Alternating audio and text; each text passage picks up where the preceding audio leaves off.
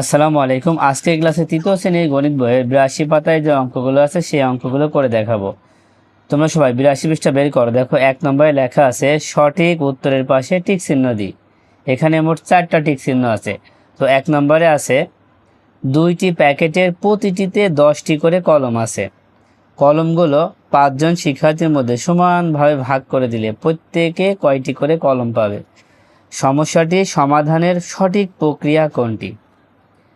দেখো এখানে যে অঙ্কটা আছে এই অঙ্কটা যদি আমরা সমাধান করি তাহলে সেই প্রক্রিয়াটা কোনটি, মানে সঠিক প্রক্রিয়া, সেটা আমাদের এখানে বলতে হবে। দেখো প্রথমে আছে 2টি প্যাকেটের প্রতিটিতে 10টি করে কলম আছে। প্রতিটিতে 10টি করে মানে কি, যে একটি প্যাকেটে কলম আছে, কলম আছে কয়টি? 10টি।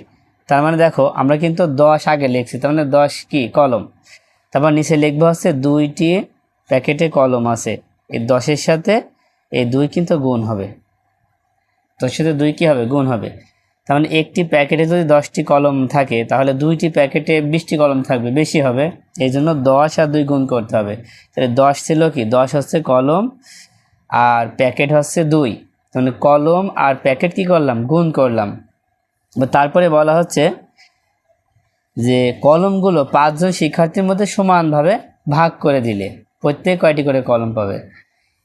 10 আর 2 গুণ করলে আমরা 20 পাবো। এই 20টা কলম এখন আমি 5 জন শিক্ষার্থীর মধ্যে ভাগ করে দেবো, মানে ভাগ করার কথা বলছে। মানে শিক্ষার্থীর সংখ্যা হবে কি ভাগ, তাহলে কোনটা হবে? দেখো ক নম্বরটা হবে, ক নম্বরে আছে প্যাকেট সংখ্যা গুণ কলম সংখ্যা ভাগ শিক্ষার্থীর সংখ্যা।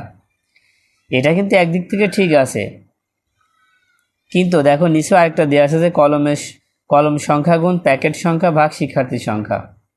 এখন ক না ঘ সঠিক? কারণ এখানে কলম আর প্যাকেট কিন্তু গুণ হবে, ঠিক আছে? কলম আগে প্যাকেট পরে, এই জন্য আমরা নিচেরটাই নিব যে কলমের সংখ্যা গুণ প্যাকেটের সংখ্যা, তারপরে শিক্ষার্থীর সংখ্যা কীভাবে ভাগ হবে। তাহলে উত্তর হবে কি এই ঘ নম্বরটা। এবার 2 নম্বরটা খেয়াল করে, 2 নম্বরে আছে দেখো এখানে 7গুলো সব যোগ অবস্থায় আছে। কয়টা 7 আছে? 1 2 3 4 5 6 7 8। এই 8টা 7 যোগ অবস্থায় আছে। এখন এই একে প্রকাশ করার ক্ষেত্রে নিচের কোনটি সঠিক হবে? মানে এই অঙ্কটা যদি আমরা প্রকাশ করি তাহলে নিচের কোনটি সঠিক হবে? 7 যোগ 8 হবে, না 8 গুণ 7 হবে, না 7 গুণ 8 হবে, না 7 গুণ 7 হবে? দেখো এখানে সংখ্যা দিয়ে আছে 7, আগে কিন্তু 7 দেওয়াই আছে, তাই 7টা আমরা আগে লিখব। আর 7 আছে কয়টা? 8টা, সাথে সাথে 8 আমরা কি করব? গুণ করব। কারণ যোগের সাথে গুণের একটা সম্পর্ক আছে, এই জন্য এখানে 8টা 7 আছে, তাই 7 আগে লিখব, তারপর গুণ দিয়ে 8 লিখব। তাহলে কোনটা সঠিক? 7 গুণ 8, এটা কিন্তু সঠিক হবে। খ নম্বরটা সঠিক হবে না। এবার 3 নাম্বার খেয়াল করো, 3 নম্বরে আছে 30 জন শিক্ষার্থীর প্রত্যেকের নিকট থেকে 8 টাকা সংগ্রহ করা হলো। মোট টাকা 2 জন বন্ধুকে খাতা কেনার জন্য সমানভাবে ভাগ করে দেওয়া হলে প্রত্যেক বন্ধু কত টাকা করে পেল? দেখো এখানে আমাদের শিক্ষার্থী আছে 30 জন, তার মানে 30 জন শিক্ষার্থীর প্রত্যেকের নিকট থেকে 8 টাকা করে সংগ্রহ করা হলো। তার মানে প্রত্যেক শিক্ষার্থী টাকা দিল 8 টাকা, তাহলে শিক্ষার্থী ছিল 30 জন। এখন 30 জনে যদি 8 টাকা করে দেয় তাহলে কত টাকা হবে? এটা বের করার জন্য কী করবা? গুণ করবা। 30 আর 8 গুণ করো। আচ্ছা এখানে আমরা 30 আর 8 গুণ করি। দেখো 30 গুণ 8 কত হবে? 3 8-এ 8 আর 0 গুণ করলে 0, আর 3 8-এ 24, কত হচ্ছে? 240 হচ্ছে। এবার দেখো 30 জন যদি 8 টাকা করে দেয় তাহলে টাকা হবে 240 টাকা।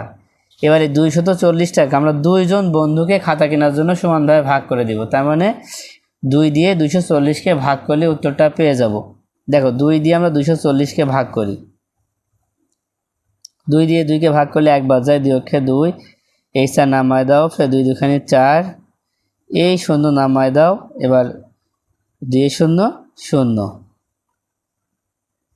তাহলে কত হচ্ছে? 120। তার মানে 3 নম্বরের উত্তর হবে 120 টাকা। তারপর 4 নম্বর খেয়াল করো, ময়না একদিনের 8 ভাগে 2 ভাগ সময় পড়ালেখা করে। ময়না একদিনের 8 ভাগে 2 ভাগ সময় পড়ালেখা করে। সে সারাদিনে কত ঘন্টা পড়ালেখা করে? আচ্ছা, একদিনে কত ঘন্টা হয়? 24 ঘন্টা। তার মানে 24 ঘন্টার 8 ভাগের 2 ভাগ পড়ালেখা করে। তাহলে 8 ভাগের 2 ভাগ মানে কি?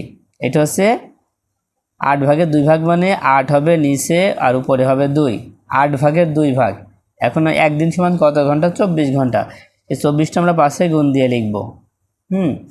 2/8 গুণ 24। 8 ভাগের 2 ভাগ মানে 2/8, আর একদিনে ঘন্টা হয় 24 ঘন্টা। এবার কি করবা? এই 8 দিয়ে 24কে ভাগ করে দেখো। 8 ঘরে নামতা পড়লে 8 অক্ষে 8, 8 দুখানে 16, 3 8 24। 8 দিয়ে 24কে ভাগ করলে 3 হবে। 8 দিয়ে 24কে ভাগ করলে কত হবে? 3 হবে।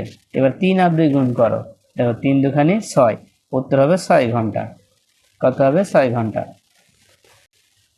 আচ্ছা, এবার 2 নম্বরের সংক্ষিপ্ত প্রশ্নগুলো খেয়াল করো।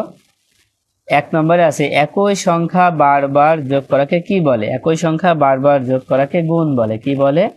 গুণ বলে। একই সংখ্যা বারবার যোগ করাকে গুণ বলে, তার মানে উত্তর হবে গুণ। আচ্ছা, এবার 2 নম্বর খেয়াল করো। 2 নম্বরে দেখো 4 যোগ 4 যোগ 4 যোগ 4 যোগকে গুণ আকারে প্রকাশ করো।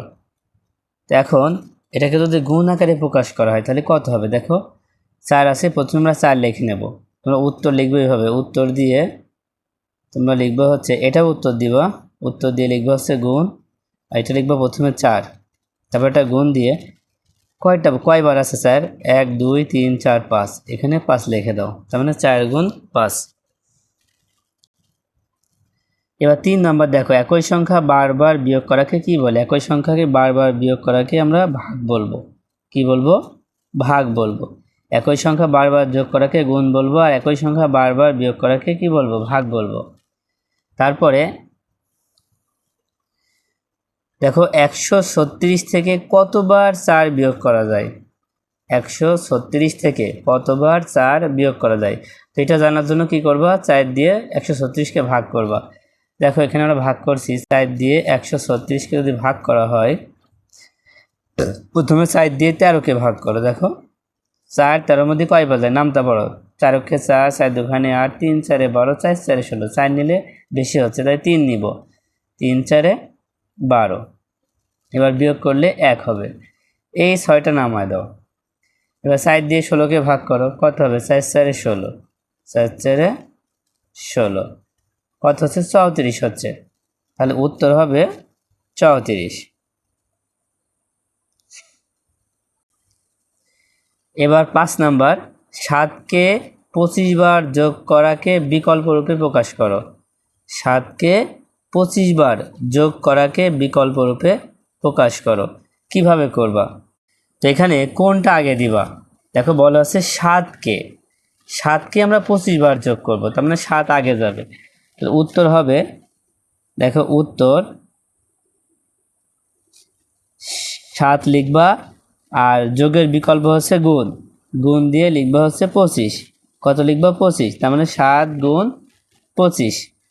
এবার 6 নম্বর দেখো 3 বার 18 যোগ করাকে বিকল্প রূপে প্রকাশ করো। দেখো 3 বার 18 যোগ করাকে, তার মানে 18কে 3 বার যোগ করতে হবে, মানে সংখ্যাটা হচ্ছে 18, তাই 18 আগে লিখবা।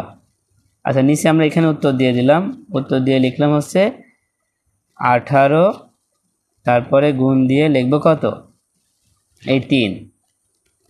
কিন্তু যোগের বিকল্প বললেই কিন্তু গুণ হবে, এই জন্য 18 গুণ হচ্ছে 3।